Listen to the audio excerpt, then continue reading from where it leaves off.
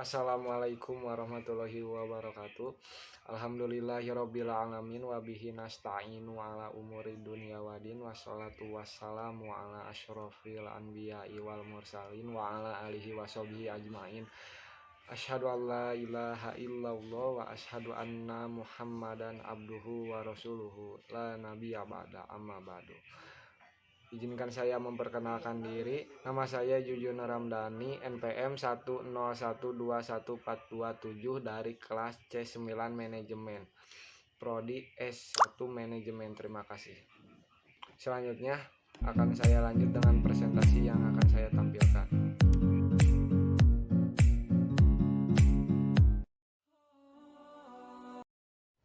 Marifatul insan atau definisi manusia. Manusia yaitu salah satu makhluk ciptaan Allah Subhanahu wa taala yang memiliki peranan penting dalam kehidupan di muka bumi. Allah Subhanahu wa taala berfirman, "Dan ingatlah ketika kami berfirman kepada para malaikat, sujudlah kamu kepada Adam, maka sujudlah mereka kecuali iblis, ia enggan dan takabur, dan adalah ia termasuk golongan orang-orang kafir." Quran Surat Al-Baqarah ayat 34. Asal penciptaan manusia. Yang pertama, dari tanah. Allah menjelaskan dalam kitab sucinya bahwa manusia diciptakan dari tanah, sesudah itu dibentuknya ajal kematian, dan ada lagi suatu ajal yang pada sisinya tentang berbangkit. Itu Quran Surat Al-An'am ayat 2. Yang kedua, ruh.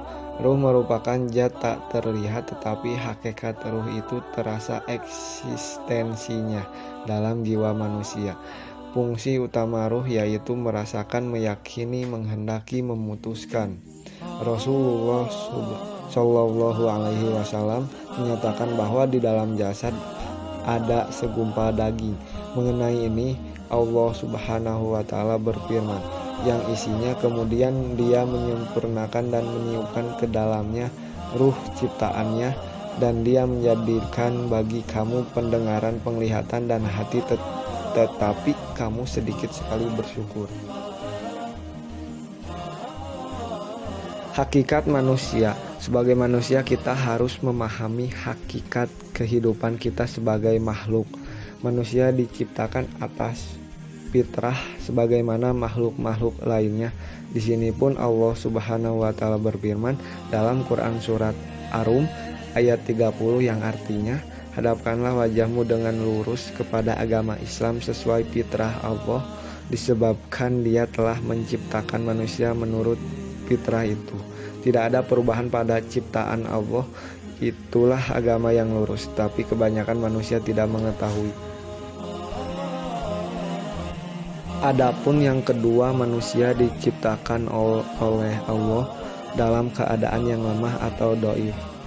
Yuridullahu ayyukhaffifa ankum wa huwa liqaulisa nudhaifan, yang artinya Allah hendak memberikan keringanan kepadamu karena manusia diciptakan bersifat lemah. Quran Surat An-Nisa ayat 28. Beberapa macam hakikat. Yang pertama, hakikat makhluk terdiri dari awal fitrah, sifat kesucian, bakat, dan pembawaan. Kemudian lemah dalam menghadapi godaan dan hawa nafsu. Bodoh, manusia diciptakan dalam keadaan jahil atau bodoh. Dan terakhir, fakir dalam keadaan tidak memiliki apapun kecuali anugerah Allah. Yang kedua, hakikat dimuliakan terdiri dari dengan ditiupkan ruh, memiliki keistimewaan, ditundukkan alam padanya. Yang ketiga, hakikat dibebani terdiri dari ibadah, taat kepada Allah dengan melaksanakan perintahnya dan khalifah menurut hukum dan keadilan. Yang keempat, hakikat bebas memilih. Allah memberikan akal untuk membedakan mana yang baik dan salah. Yang kelima, balasan terdiri dari surga dan neraka, di mana setiap perbuatan kita pasti akan menentukan surga dan neraka. Dakoto insan atau potensi manusia. Menurut pandangan Islam, Potensi adalah suatu anugerah yang Allah berikan meliputi potensi jasmani, rohani, dan akal. Apa saja potensi yang dimiliki manusia? Ada dua, yaitu potensi hati dan potensi pendengaran. Manusia dihadapkan pada dua pilihan, yaitu sikap amanah dan khianat. Sikap amanah adalah sikap yang dipercaya dan dijaga dan dianugerahi kehormatannya, sedangkan khianat adalah perbuatan yang tidak jujur, dilakukan dengan melanggar janji atau sumpah.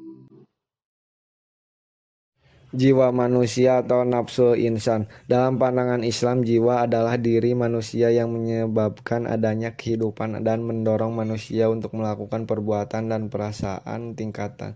Tingkatan nafsu ada tiga, yaitu yang pertama nafsu mutmainah, diartikan sebagai nafsu yang disinari cahaya dan dimiliki oleh orang-orang tertentu seperti orang yang beriman dan dekat dengan Allah. Yang kedua nafsu aruh, diartikan sebagai nafsu jiwa yang berada dalam keadaan jiwa ragu memilih. Yang ketiga nafsu amaratu bisu, diartikan jiwa yang memerintahkan kejelekan yang menjadikan kerugian besar. Jiwa berasal dari bahasa Sanskerta yang artinya benih kehidupan. Dalam berbagai agama dan filsafat, jiwa yaitu bagian yang bukan jasmaniah atau imaterial dari seseorang. Jiwa dalam bahasa Arab dikenal dengan istilah nafs, merupakan suatu kata yang memiliki arti banyak sehingga harus dipahami sesuai dengan penggunaannya.